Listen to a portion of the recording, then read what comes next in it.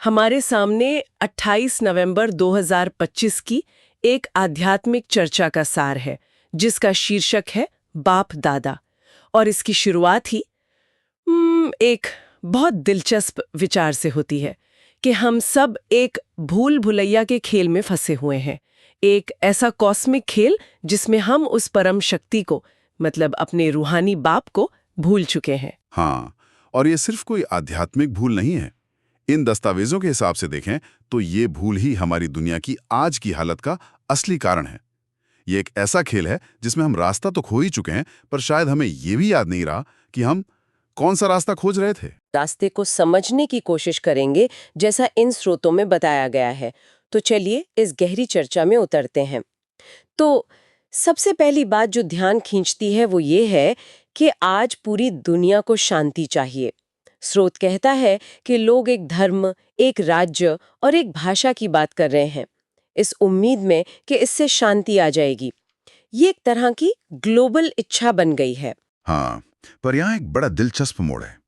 स्रोत के अनुसार विश्व में असली शांति केवल विश्व का मालिक ही ला सकता है। और विडंबना देखिए, लोगों को ये पता ही नहीं है कि शांति के लिए पुकारना किसे है। वो शांति तो चाहते हैं, लेकिन उस स्रोत से ही अनजान हैं जो शांति दे सकता है। एक मिनट, लेकिन कई लोग ये तर्क दे सकते हैं कि शांति तो इंसानों को ही लानी होगी, मतलब बेहतर कूटनीति से, शिक्षा से, आपसी समझ से। ये विचार उन मानवीय प्रयासों को कैसे देखता है? क्या वो सब व्यर्थ है? ये एक बहुत अच्छा सवाल है। स्रोत उन प्रयासों को व्यर्थ नहीं कहता, लेकिन उनकी सीमाओं को दिखाता है। इसे समझने के लिए एक बहुत शक्तिशाली रूपक दिया गया है। स्रोत कहता है कि ये दुनिया अब फूलों का बगीचा नहीं बल्कि कांटों का जंगल बन चुकी है। फूलों के बगीचे को बचाने की कोशिश की जाती है, उसे आग से दूर रखा जाता है, लेकिन कांटों के जंगल का भाग्य ही आग लगना है, ताकि जमीन साफ हो और फिर से नया बगीचा लगाया जा सके। वाह! मतलब ये कि हम एक ऐसी व्यवस्था को बचाने की कोशिश कर रहे हैं जो अपने चक्र के अंत में पहुंच चुकी है। बिल्कुल। स्रोत के मुताबिक शांति की तलाश इस दुनिया की मौजूदा व्यवस्था के भीतर नहीं की जा सकती। शांति का धाम यानी आत्माओं का असली घर तो अलग है। ये दुनिया तो एक नाटक का मंच है जो अब अपने अंतिम चरण में है, और इस मंच पर अब शांति नहीं बल्कि एक बड़े परिवर्तन की आग लगनी है। इसलिए सच्ची शांति की खोज बाहर नहीं बल्कि अपने मूल घर की ओर लौटने की याद में है। ये कांटों का जंगल वाली बात सोचने पर मजबूर करती है। अगर हम वाकई इतने बुरे हाल में हैं, तो सवाल उठता है कि हम यहाँ पहुंचे कैसे? क्या दुनिया हमेशा से ऐसी ही थी? यहीं पर शायद वो भूल भुलैया का खेल और 84 जन्मों का चक्र समझने लायक हो जाता है। एकदम सही। ये भटकाव अचानक नहीं हुआ। स्रोत इसे समय के एक विशाल चक्र के जरिए समझाता है। इसमें बताया गया है कि हर आत्मा 84 जन्मों के एक निश्चित चक्र से गुजरती है। ये बात बहुत महत्वपूर्ण है, क्योंकि आम धारणा तो 84 लाख जन्मों की है, जो एक अंतहीन और थका देने वाली यात्रा लगती है। लेकिन स्रोत कहता है कि ये 84 जन्मों का एक पूरा नाटक है, जिसकी शुरुआत, मध्य और अंत है। सिर्फ 84? ये तो बहुत ही निश्चित संख्या है। इसका मतलब तो ये हुआ कि हमारा सफर पहले से तय है, एक स्क्रिप्ट की तरह। इसमें हमारी अपनी इच्छा या कर्मों की कोई भूमिका नहीं है। नहीं, यहाँ कर्मों की भूमिका सबसे बड़ी है, लेकिन एक तय फ्रेमवर्क के अंदर। इसे एक सीढ़ी की तरह समझिए। ये यात्रा सतो प्रधान दुनिया से शुरू होती है, यानी एक ऐसी दुनिया जो सोने की है, पूरी तरह से पवित्र, सुख और शांति से भरपूर। फिर जैसे जैसे आत्मा इस 84 जन्मों के चक्र में आगे बढ़ती है, वो सीढ़ी से नीचे उतरती जाती है, चांदी के युग में, फिर तांबे के, और अंत में लोहे के युग यानी तमो प्रधान दुनिया तक पहुंच जाती है। ये पूरी तरह से अपवित्र और दुखी दुनिया है। और स्रोत के मुताबिक हम अभी इसी लोहे के युग यानी तमोप्रधान अवस्था में हैं, सीढ़ी के बिल्कुल निचले पायदान पर। हाँ, और ये सिर्फ बाहरी दुनिया का पतन नहीं है, ये हमारी आंतरिक स्थिति का भी पतन है। सोचिए, हम सब एक शानदार नए घर में आते हैं और 84 पीढ़ियों के बाद हम उसे एक खंडहर में बदल देते हैं, और हमें याद भी नहीं रहता कि ये कभी शानदार हुआ करता था। यही सतोप्रधान से तमोप्रधान तक का सफर है। इसका असर हमारी बुद्धि पर भी पड़ा है। स्रोत में पत्थर बुद्धि और पारस बुद्धि शब्दों का इस्तेमाल किया गया है। पत्थर बुद्धि और पारस बुद्धि, इसका क्या मतलब है? पत्थर बुद्धि को आप ऐसे समझ सकते हैं जैसे हमारा दिमाग एक पुराना धीमा कंप्यूटर बन गया है, जिस पर सिर्फ बेसिक प्रोग्राम चलते हैं, गुस्सा, लालच, डर, अहंकार। इसकी प्रोसेसिंग पावर खत्म हो गई है और ज्ञान एक तरह का सॉफ्टवेयर अपग्रेड है जो उसे पारस बुद्धि यानी एक सुपर कंप्यूटर बना देता है। पारस वो पत्थर है जो लोहे को सोना बना देता है, वैसे ही पारस बुद्धि वह है जो हर परिस्थिति को अवसर में बदल दे। यह परिवर्तन ही इस भूल भलैया से निकलने का रास्ता है। तो अगर हमारी बुद्धि पत्थर जैसी हो गई है तो जाहिर है हम खुद को अपग्रेड नहीं कर सकते। तो यहीं पर एक शिक्षक की जरूरत पड़ती है और स्रोत कहता है कि ये कोई साधारण गुरु नहीं बल्कि स्वयं भगवान है जिन्हें निराकार शिव कहा गया है। हाँ, और वो इस चक्र के बिल्कुल अंत में आते हैं जब रात सबसे गहरी होती है।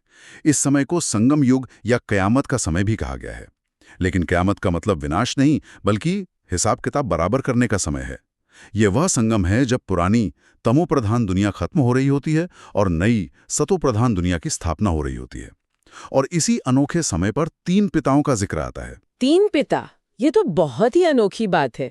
आमतौर पर हम एक शारीरिक पिता और एक आध्यात्मिक पिता की बात करते हैं। बिल्कुल, स्रोत भी यही कहता है।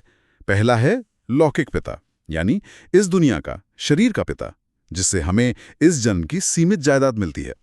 दूसरा है पारलौकिक पिता, यानी भगवान, जो सभी आत्माओं के पिता हैं और जिनसे बेहद की यानी असीमित जायदाद मिलती है।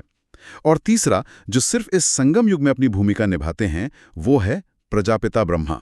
तो प्रजापिता ब्रह्मा की भूमिका क्या है? ये तीसरा पिता इस पूरी तस्वीर को कैसे बदल देता है? क्या इसका मतलब है कि ईश्वर से सीधा कनेक्शन संभव नहीं है? ये सवाल बहुत गहरा है। स्रोत के अनुसार निराकार भगवान को अपना ज्ञान देने के लिए एक साकार माध्यम की जरूरत होती है। जैसे राष्ट्रपति को अपना संदेश देने के लिए रेडियो या टीवी की जरूरत होती है, वैसे ही निराकार शिव प्रजापिता ब्रह्मा के साधारण तन में प्रवेश करके ये ज्ञान देते हैं। तो ब्रह्मा एक माध्यम बनते हैं जिनके द्वारा नई दुनिया की रचना होती है, इसलिए वो प्रजापिता कहलाते हैं।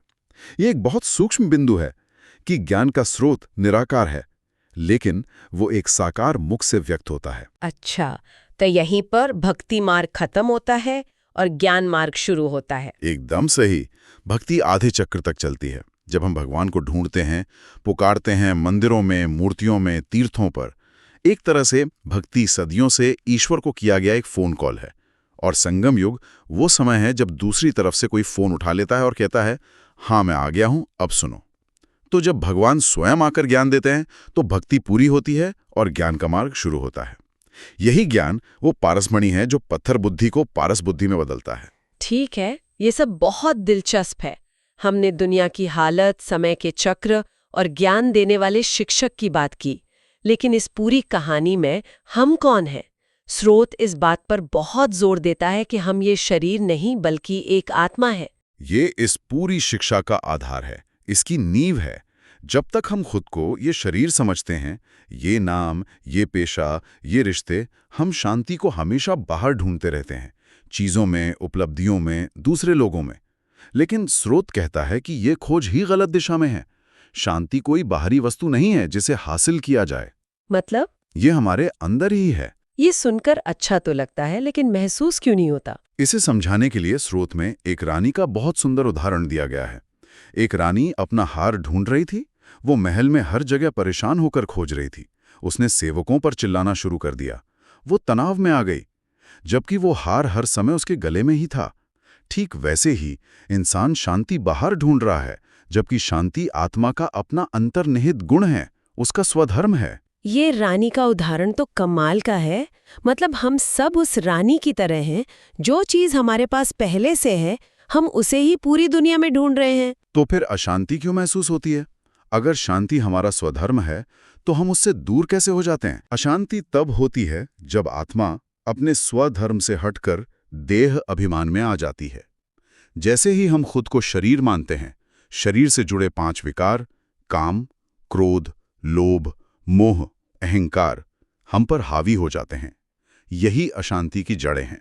इसलिए समाधान बाहर की परिस्थितियों को बदलना नहीं, बल्कि अपनी चेतना को बदलना है। अपने को आत्मा समझकर इस स्वधर्म में टिकना है। और स्रोत में आत्मा के घर का भी जिक्र है, जिसे शांति धाम कहा गया है। बिल्कुल, शांति धाम या परम धाम वो हमारा मूल निवास है, जहां सभी आत्माएं अपने शांत प्रकाश स्वरूप में रहती हैं। हम वहां से इस दुनिया रूपी मंच पर अपना अपना पार्ट बजाने आते हैं। जब हम अपने घर को और अपने सच्चे स्वरूप को याद करते हैं तो शांति स्वाभाविक रूप से अनुभव होने लगती है। लक्ष्य इस दुनिया में रहते हुए, कर्म करते हुए भी उस आत्मिक स्थिति और उस घर की स्मृति में रहना है। पर इन सबका निचोड़ क्या है? अगर हमें अपनी स्थिति का पता चल गया, रास्ते का भी पता चल गया, तो अब करना क्या है? स्रोत सिर्फ सिद्धांत नहीं बताता, कुछ व्यावहारिक कदम भी बताता है। इसमें याद की यात्रा को ही सच्ची सच्ची दीपावली मनाना कहा गया है। ये बहुत ही काव्यात्मक लगता है। ये सिर्फ काव्यात्मक नहीं बल्कि बहुत गहरा है। सोचिए, दीपावली पर हम क्या करते हैं? हम घर की सफाई करते हैं और फिर दिए जलाते हैं, है ना? स्रोत कहता है कि सच्ची दीपावली है अपने मन और बुद्धि की सफाई करना, व्यर्थ और नकारात्मक विचारों से, और फिर याद की यात्रा से आत्मा की ज्योति को जगाना। ये याद यानी उस परमात्मा अपने पिता को याद करना। और ये एक ऐसी दीपावली है जिसका प्रकाश एक दिन के लिए नहीं बल्कि 21 जन्मों के लिए रहता है। 21 जन्मों के लिए? ये कैसे संभव है? हाँ, क्योंकि ये याद आत्मा को इतना शक्तिशाली और पवित्र बना देती है कि वो आने वाली नई दुनिया यानी सतयुग और त्रेता युग में 21 जन्मों तक लगातार सुख और शांति का अनुभव करती है। ये इस छोटे से संगम युग में की गई कमाई है जिसका फल भविष्य के कई जन्मों तक मिलता है। स्रोत इसे एक नया खाता खोलने जैसा कहता है। 21 जन्मों के लिए पुण्य का खाता जमा करना, जबकि पुराने सारे कर्मों के खाते बराबर करने हैं।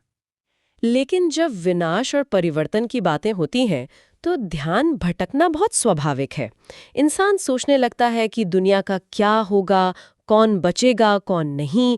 स्रोत इस बारे में क्या कहता है? ये एक बहुत ही जरूरी निर्देश है। स्रोत कहता है कि इन बातों पर ज्यादा सोचकर अपना समय बर्बाद मत करो। एक विद्यार्थी का काम अपनी पढ़ाई पर ध्यान देना होता है, ना कि इस बात पर कि स्कूल की ये पुरानी इमारत कब टूटेगी और नई कब बनेगी। उसका काम है फाइनल परीक्षा के लिए तैयारी करना, ताकि नई दुनिया के नए स्कूल में उसे अच्छी सीट मिले। तो मुख्य कर्तव्य अपनी पढ़ाई यानी आत्म सुधार पर ध्यान देना है और अपने पुराने हिसाब किताब चुकतू करना है। बिल्कुल, हर आत्मा का अपना कर्मों का खाता है। ये संगम का समय उन सभी पुराने नकारात्मक खातों को ज्ञान और योग की शक्ति से समाप्त करने का है, और साथ ही नई दुनिया के लिए 21 जन्मों का नया श्रेष्ठ खाता जमा करना है। जितना पुरुषार्थ इस पढ़ाई में करेंगे, जितना याद की यात्रा में रहेंगे, उतना ही नई दुनिया में ऊंचा पद पाएंगे। ये पूरी तरह से व्यक्तिगत प्रयास और एकाग्रता पर आधारित है। तो आज हमने एक ऐसी यात्रा को समझा जो भूल भुलैया के खेल में खोई हुई दुनिया से शुरू होती है, आत्मा के 84 जन्मों के चक्र से गुजरती है और अंत में एक दिव्य शिक्षक से ज्ञान पाकर अपनी मूल शांति की स्थिति में लौटने का रास्ता दिखाती है। ये सिर्फ जानकारी नहीं बल्कि एक परिवर्तन का नक्शा है। हाँ, ये एक नक्शा है जो हमें हमारे मूल स्वरूप, हमारे घर और हमारे अंतिम लक्ष्य की याद दिलाता है। ये बताता है कि शांति कहीं बाहर से नहीं आएगी, वो हमारे भीतर ही है और उसे फिर से अनुभव करने की एक विधि है, एक रास्ता है। इस चर्चा के अंत में एक बहुत शक्तिशाली वरदान दिया गया है जो इस सारे सार को एक लाइन में समेट देता है। हाँ, वो वरदान है रूहानियत की स्थिति द्वारा व्यर्थ बातों का स्टॉक खत्म करने वाले खुशी के खजाने से संपन्न भव। इसका सार ये है कि जब आप अपनी आत्मिक यानी रूहानी स्थिति में टिकते हैं तो आपके अंदर जमा हुई फालतू बातों का स्टॉक अपने आप खत्म हो जाता है और आप खुशी के खजाने से भर जाते हैं। ये व्यर्थ बातों का स्टॉक वाली बात बहुत दमदार है। किसी के जीवन में ये स्टॉक कैसा दिखता होगा? या कुछ भी हो सकता है। बीती हुई बातों का बार बार चिंतन, भविष्य की अनावश्यक चिंताएं, दूसरों की गलतियों का हिसाब रखना, किसी के प्रति मन में रखी कोई नकारात्मक बात, ये सब व्यर्थ का स्टॉक है जो हमारी मानसिक ऊर्जा खाता है। स्रोत कहता है कि जहां व्यर्थ बातें हैं वहां बाप नहीं पाप है। तो इस पर विचार किया जा सकता है कि स्टॉक को खत्म करने का पहला कदम क्या हो सकता है।